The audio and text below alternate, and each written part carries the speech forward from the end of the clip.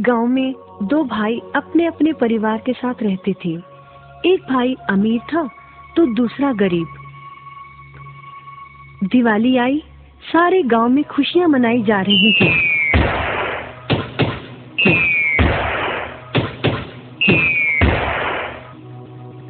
परंतु छोटे भाई के पास तो खाने लायक भी कुछ नहीं था। वह बड़े भाई के पास मदद मांगने गया। बड़े भाई ने दुत्कार कर बैरंग वापस भेज दिया। बेचारा उदास लौट रहा था कि रास्ते में एक बूढ़ा दिखाई दिया। बूढ़े के पास लकड़ियों का एक बड़ा सा गट्ठर था। बूढ़े ने उससे पूछा, क्या बात है बेटे, बहुत उदास हो? दिवाली पर तो खुश होना चाहिए।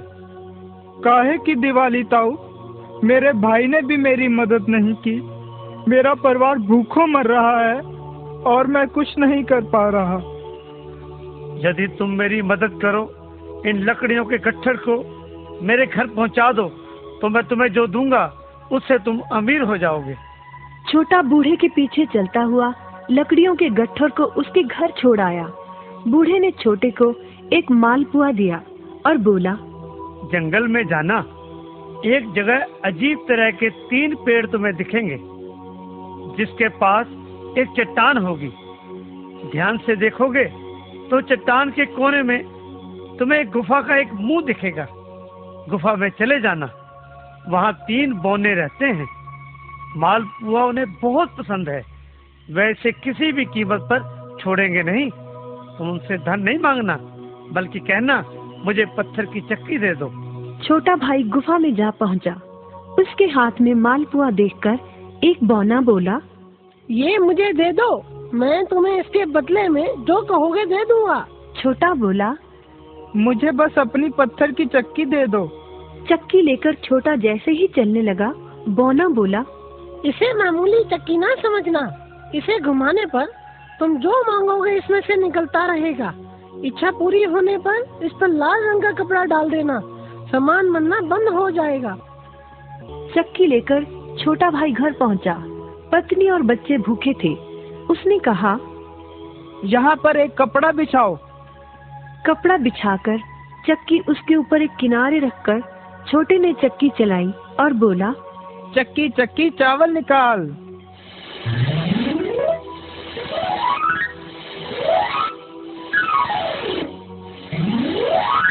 बस चावलों का ढेर लगना शुरू हो गया। लाल कपड़े से चक्की को ढककर छोटे ने फिर कपड़ा हटाया और दोबारा चक्की चलाकर बोला, चक्की चक्की दाल निकाल।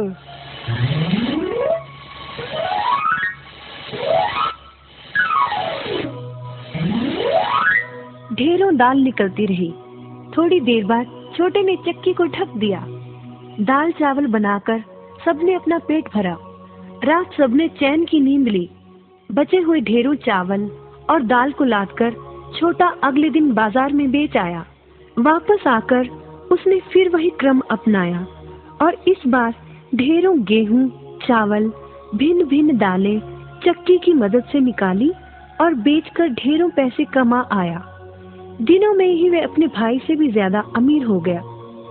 चक्की की मदद से कभी घी, कभी तेल, कभी नमक, कभी मसाले, कभी बादाम, कपास, जो चाहे उसे प्राप्त होता रहता था। बड़ा भाई उसकी खुशहाली से जलने लगा। उसने सोचा, चंद दिनों पहले तो ये भूखों मर रहा था, अब इसके हाथ क्या लगा जो ये मुझसे भी ज्यादा धनी हो गया है। एक रात चुपचाप वह छोटे के घर में छुप गया। सारा भेद उसके आगे खुल गया।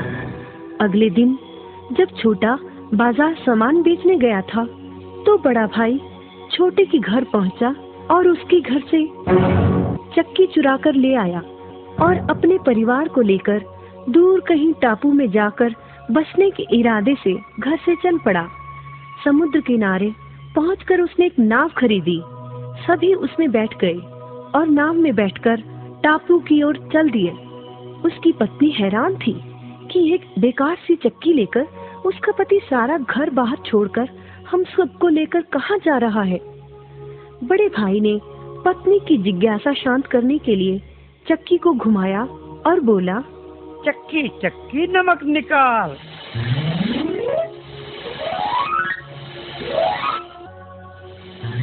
बस फिर क्या था, नमक का ढेर नाव में लगना शुरू हो गया और नाव डूबने लगी।